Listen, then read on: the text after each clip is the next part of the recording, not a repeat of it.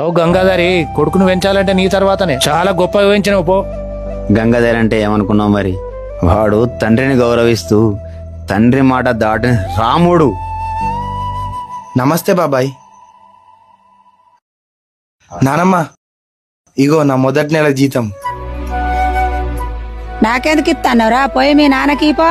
నాన్న చేతికి నేను డబ్బులు ఇవ్వను, కావాలంటే నువ్వే ఇయ్యు. ఇట్లా మాట్లాడుతానవేంద్ర నువ్వు? బాధపడకే. మీ నాన్న నీ గురించి గొప్ప చెప్పుకుంటే నువ్వేంద్ర నువ్వు గిట్ల తయారైనవు? అది కాదు నానమ్మ, నాన్న నాకేం కావాలన్నా అన్ని ఇచ్చేవాడు. నాన్న చెయ్యి ఎప్పుడు పైనకే ఉండేది. ఇప్పుడు నేను డబ్బులు ఇస్తే నాన్న చెయ్యి కిందికి అవుతుంది. నాన్న చెయ్యి ఎప్పుడు పైనే ఉండాలి కానీ కిందికి అవ్వకూడదు నానమ్మ. ఎప్పటికైనా నాన్న ఇచ్చేవాడే. మనం ఎంత సంపాదించినా నాన్నతో సమానం అవ్వలేము.